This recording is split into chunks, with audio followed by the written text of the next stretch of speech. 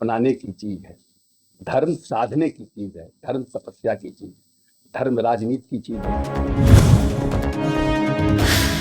लेकिन सिर्फ राम मंदिर, चंदन, टीका, टोपी, रुद्राक्ष, क्या इससे जो गरीब का बच्चा जो सुअर के बच्चे के साथ सो रहा है, जो गरीब का बच्चा बकरी के बच्चे के साथ सो रहा है, उसका पेट भरेगा?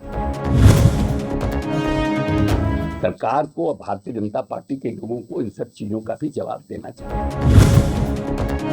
एक दिवसीय दौरे पर बक्सर पहुंचे भवन निर्माण मंत्री अशोक चौधरी ने बिहार सरकार की उपलब्धियों को गिनाते हुए बीजेपी पर जमकर निशाना साधा। अशोक चौधरी ने कहा कि क्या सिर्फ राम मंदिर, टीका, चंदन और रुद्राक्ष से उन गरीब के बच्चों का पेट भरेगा जो सुअर के बच्चों और बकरी के बच्चों के साथ सोता है? अगर रामलला के मंदिर के साथ पूरे देश में महंगाई को नियंत्रित करने की योजना को लेकर कोई घोषणा या फिर बेरोजगारी दूर करने को लेकर रोजगार सृजन की योजना की घोषणा होती तो देश की जनता को भी लगता कि मेरे लिए भी कुछ काम हो रहा है। अब सिर्फ धर्म की राजनीति से जनता के साथ किए वादों से गुमराह करते हुए रामलला के नाम पर बरगलाया जा रहा है। हम जब 2020 में आए थे तो माननीय नेता ने अपने चुनावी जो हमारा एजेंडा था, जिस एजेंडे को लेकर के हम जनता के बीच गए थे 2020 में, उसमें हम लोगों ने स्पष्ट रूप से कहा था कि हम 10 लाख नौकरियां देंगे और 10 लाख रोजगार देंगे। इन दो बातों को कह के हम आए थे। 15 अगस्त को जब माननीय मुख्यमंत्री जी ने प्रदेश की जनता को संबोधित कर रहे थे, उसमें भी उन्होंने कहा कि हम 10 लाख नौकरियां देने जा रहे हैं, और उसी के कड़ी में ये 1,20,000 बहाली हुई है और आने वाले समय में फिर 1 लाख, 1.25 लाख बहाली होने जा रही है, जिसकी घोषणा माननीय नेता ने इन गांधी मैदान में किया है कि हम 2 महीने के अंदर इसको प्रयास करेंगे कि ये खत्म हो जाए। स्वास्थ्य विभाग में भी बहुत सी बहालियां आई हैं।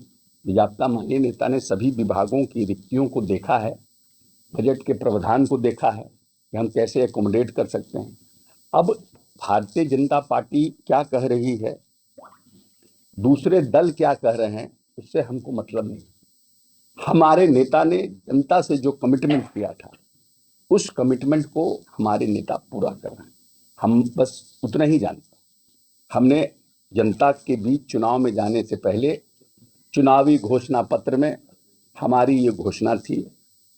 हमने उस घोषणा के अनुरूप 15 अगस्त को माननीय नेता ने अपने भाषण में उसको इनकॉर्पोरेट किया और उसको हम जमीन पर उतार रहे हैं।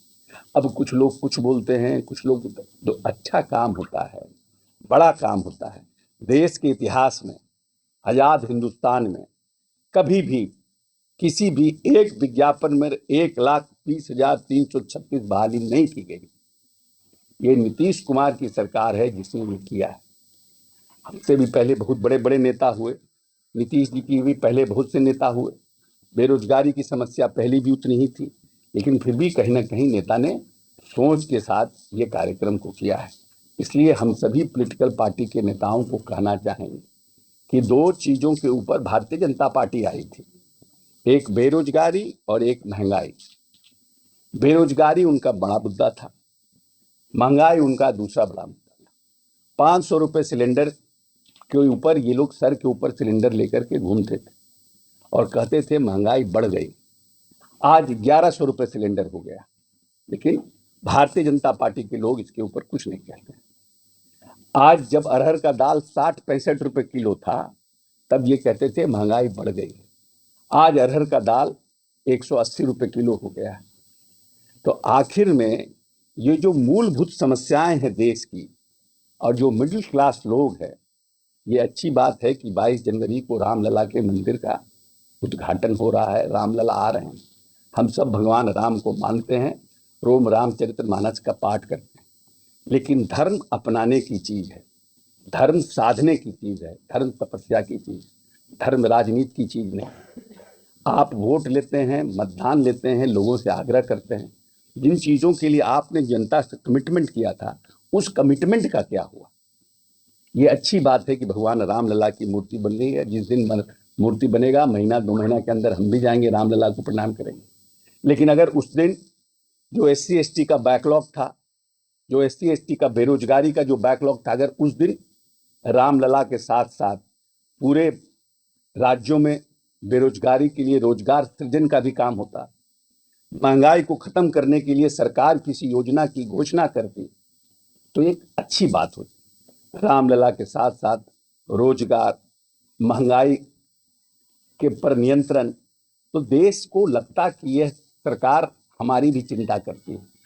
लेकिन सिर्फ राम मंदिर, चंदन, टीका, टोपी, रुद्राक्ष, क्या इससे जो गरीब का बच्चा जो सूअर के बच्चे के साथ सो रहा है, जो गरीब का बच्चा बकरी के बच्चे के साथ सो रहा है, उसका पेट भरेगा?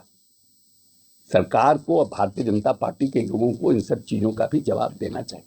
बता दें कि 26 नवंबर को होने वाले भीम संसद कार्यक्रम का कार्यकर्ताओं को निमंत्रण देने मंत्री अशोक चौधरी बक्सर पहुंचे थे। इस दौरान उन्होंने आयोजित प्रेस कॉन्फ्रेंस में ये बयान दिया है। पंजाब केसरी टीवी के लिए बक्सर से संजय उपाध्याय की रिपोर्ट। हमसे जुड़े रहने के लिए हमारे YouTube चैनल को सब्सक्राइब करें और नई वीडियो की नोटिफिकेशन के लिए बेल आइकॉन को दबाएं। अगर आप ये वीडियो Facebook पर देख रहे हैं तो लाइक जरूर करें और ज्यादा से ज्यादा शेयर करें। धन्यवाद।